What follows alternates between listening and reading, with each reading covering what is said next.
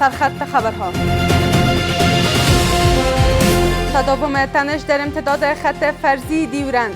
درگیری تازه پس از حملات هوایی پاکستان بر خاک افغانستان صورت گرفت. تا جهان نخواهد پاکستان نمیخواهد که در افغانستان صلح و امنیت بیاید. سقوط 59% صادرات پاکستان به افغانستان. صادرات پاکستان به افغانستان در 7 ماه نخست سال مالی تا این حد کاهش یافته است. پاکستانی‌ها در یک تصمیم غیر مترقبه که اصلا تصورش نداشتند مواجه شدند. سفر هیئت اداره معیار و کیفیت افغانستان به ترکمنستان. هیئت‌های دو کشور در دیدار بر معیاری سازی صادرات نفت و گاز تاکید کردند. و هشدار تازه ترامپ به ایران. رئیس جمهور آمریکا گفته که اجازه نمی‌دهد ایران سلاح هسته‌ای داشته باشد. پس از عملیات چکش نیمه شب با آنها هشدار داده شد که برای بازسازی برنامه تسلیحاتی خود تلاش نکنند.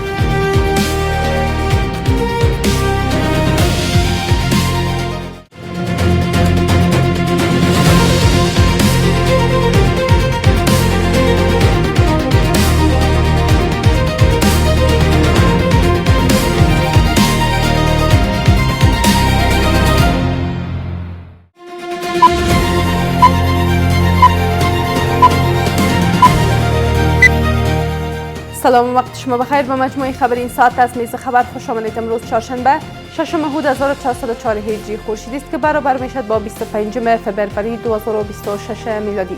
مشروع خبرها. پس از حملات هوایی پاکستان بر ولایت‌های ننگرهار و پکتیکا، نیروهای پاکستانی بار دیگر در نزدیکی امتداد خط فرضی دست به تیراندازی زده و با نیروهای امارت اسلامی درگیر شدند. امارت اسلامی اعلام کرده که این درگیری در واکنش به تیراندازی نیروهای پاکستانی صورت گرفته است. گزارش از نصر نمیری.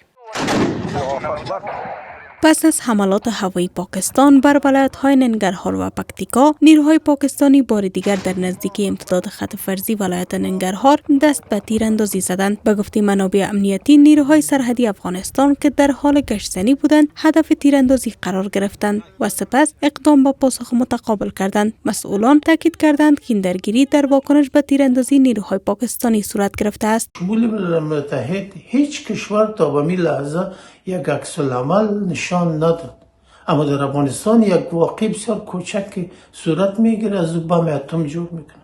این جنگ استخباراتی است.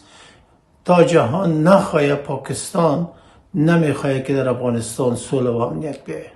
در پی تحرکات هوایی پاکستان و لحن تند مقام‌های این کشور، سخنگوی نخست وزیر پاکستان هشدار داده است که هر گونه اقدام تحریک‌آمیز در امتداد مرز با افغانستان با واکنش فوری و شدید روبرو خواهد شد. پاکستان در تلاش یک جنگ نیابتی هدفمند خود در جغرافیای افغانستان می باشه و تلاش داره که افغانستان یک بار دیگر در جنگ و بدبختی و در ناامنی فرو ببره.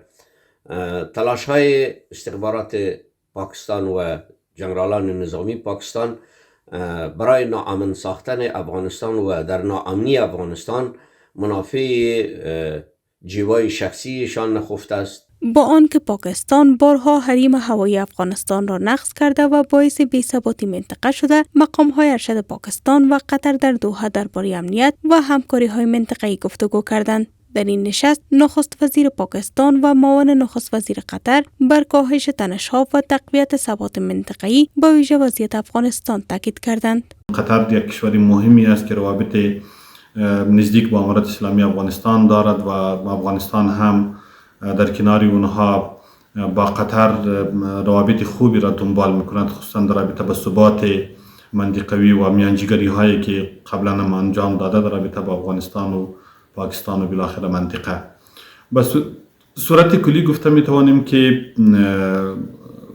پاکستان این بار کوشش میکنه که اعتماد خود پس به وجود بیارن. از سوی هم نمایندگان ویژه پاکستان و ایران برای افغانستان در نشست مجازی درباره همکاری منطقه‌ای و مبارزه با هراس افغانی گفتگو کردند. تنش‌ها میان افغانستان و پاکستان از اکتبر سال گذشته بالا گرفته است. در تازه‌ترین مورد پاکستان دوشنبه شب چندین حمله هوایی به مناطق مرزی با ویژه ولایت‌های پکتیکا و ننگرهار انجام داد. در این حملات 23 عضو یک خانواده در ولسوالی بهزود زیرآوار ماندند که 18 تن از جمله زنان و کودکان جان باخته و 5 تن دیگر زخمی شدند. بانک مرکزی پاکستان آمار داده است که صادرات این کشور به افغانستان در 7 ماه نخست سال مالی با کاهش 59.7% روبرو شده است. این بانک گفته که ارزش واردات از افغانستان در همین مدت به 6.36 میلیون دلار رسیده، در حالی که این رقم در مدت مشابه به سال قبل 15.21 میلیون دلار بود. گزارش از ناهیدا اندر. پس از مسدود ماندن گذرگاه‌ها میان افغانستان و پاکستان، بانک دولتی آن کشور آمار می‌دهد که صادرات این کشور به افغانستان در 7 ماه نخست سال مالی 2026 با کاهش 59.7% روبرو شده که از 559.52 میلیون دلار به 228.96 میلیون دلار نسبت به سال گذشته کاهش یافته است. بر اساس آمار بانک مرکزی پاکستان، ارزش واردات از افغانستان در همین مدت به 6.36 میلیون دلار رسیده، در حالی که این رقم در مدت مشابه سال قبل 15.21 میلیون دلار بود، رقمی که کاهش 58.18% را نشان می‌دهد. قطع شدن از این داد ستود هم به اقتصاد افغانستان میتونه اضرار وارد کرده باشه و هم به اقتصاد پاکستان. بنان ما توقع ما است که طرفین کنار بیان، هرچی سریعتر این معضل سیاسی را حل کرده باشن و از نگاه اقتصادی مثمریت مفیدیت را میان هم تعریف کرده باشن و به سود همدیگر میتونه تمام شده باشن. با این وجود برخی از کارشناسان اقتصادی به این باورند که پاکستان هرگز انتظار چنین زیان شدید را نداشت. آنان تاکید میکنند که مسدود ماندن گذرگاه‌ها میان دو کشور ضربه قابل توجه به اقتصاد پاکستان وارد کرده است. درگیری‌ها و حملات هوایی اخیر توسط پاکستان این رابطه به یک بحران جدی روبرو کرده و ما شاهد صدها موتر باربری در مرز بودیم که متوقف مانده و قراردادها به تعویق افتاده و تاجرهای پاکستانی روزانه ما شاهد خساری میلیون‌ها دلارشان هستیم. پاکستانی‌ها و اولین بار در طول تاریخ روابط تجاری پاکستان افغانستان بعد از 1953 این در حقیقت شکل گرفته این مسئله. از این لحاظ است که پاکستانی‌ها در یک تصمیم غیر مترقبه که اصلا تصورش نداشتن مواجه شدند. این در حال است که پس از درگیری‌ها میان نیروهای امارت اسلامی و نیروهای پاکستان در امتداد خط فرضی نزدیک به 5 ماه می شود که تجارت با آن کشور به گونه کلی متوقف گردیده است که سبب شده زیانهای هنگفته به تاجران هر دو کشور به ویژه پاکستان وارد کند. نورالدین عزیزی وزیر صنعت و تجارت امارت اسلامی از افزایش سطح تجارت میان افغانستان و ازبکستان خبر داد. به گفته او حجم مبادلات تجاری دو کشور همکنون به بیش از 1 میلیارد دلار رسیده و دو طرف در تلاشند تا این رقم را چند برابر افزایش دهند. انشالله حجم تجارت ما چند برابر میشه. اگرچه یک آمار جانب ازبکستان شریک ساخته و ما اراده ما امیست که تامو سرحد خود برسانیم و اراده محکم داریم. انشالله ما میفهمیم که به نفع زارعین ماست، به نفع کشور است و به نفع تحرک اقتصاد و سکتور خصوصی ماست. رئیس عمومی اداره معیار و کیفیت افغانستان در سفر به ترکمنستان بر معیاری سازی صادرات مواد نفتی و گاز مایع به کشور تاکید کرد. فیض الله تمیم در دیدار با مقام‌های وزارت نفت و صنایع کیمیاوی ترکمنستان درباره تقویت همکاری‌های دوجانبه و تنظیم صادرات بر اساس معیارهای تعیین شده گفتگو کرد. په دې ناستو کې د دواړو هیوادونو ترمنځ د معیاري کولو په برخه کې د همکاریو پر پیاوړتیا په ځانګړي ډول د ټاکل شویو معیارونو له مخې افغانستان ته د نفتي توکو او مایع ګازو د صادراتو په څرنګوالي هر اړخیزې او ګټورې خبرې وسوې. و در خارج از کشور دونالد ترامپ رئیس جمهور امریکا در سخنرانی سالانه خود در کنگره گفت که ترجیح می‌دهد مسئله ایران را از طریق دیپلماسی حل کند. او همچنین گفت که اجازه نمی‌دهد تهران به سلاح هسته‌ای دست پیدا کند. وزیر امور خارجه ایران هم در اکس خود نوشته همکنون فرصت تاریخی برای رسیدن به توافق بی‌سابقه فراهم شده است.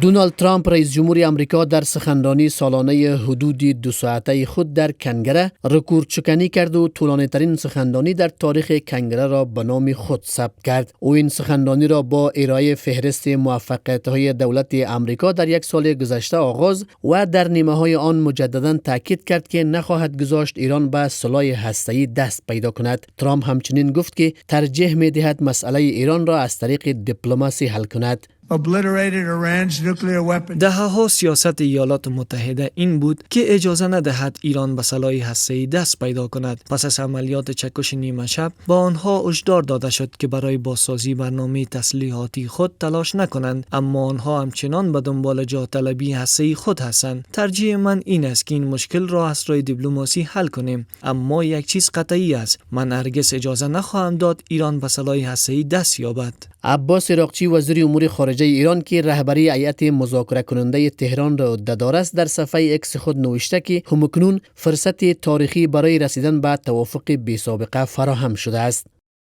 یک فرصت تاریخی در اختیار داریم تا به توافق بی‌سابقه دست یابیم که نگرانی‌های متقابل را برطرف ساخته و منافع مشترک را تامین کند. دستیابی به توافق در دسترس است، اما تنها در صورتی که به دیپلماسی اولویت داده شود. ترامپ در این سخنرانی همچنان مدعی شد که در 10 ماه اول ریاست جمهوریش به 8 جنگ از جمله غزه پایان داده است، اما دموکرات‌ها این اظهارات را دروغ پنداشتند. اما سخنرانی سالانه ترامپ در کنگره با حواشی و سخنان جنجالی زیادی همراه بود. رسانه‌های آمریکایی گزارش دادند که تعداد زیاد سناتورها و نمایندگان کنگره سخنرانی ترامپ را تحریم کردند و یک نماینده دموکرات مجلس با نوشتن اعتراض سیاه‌پوستان میمون نیستند از ترامپ پذیرایی کرد. همچنین در جریان سخنرانی رئیس جمهور آمریکا با نماینده مسلمان کنگره درگیری لفظی کرد.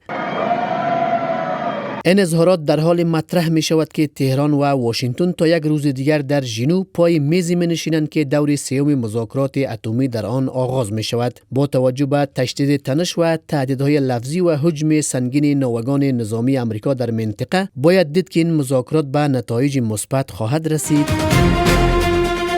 سپاسگزاری میکنم از همراهی شما تا این دم. به همین ترتیب رسیدیم به پایان مجموعه خبری این ساعت از میز خبر. تا دیدار بعد، خدا نگهدار.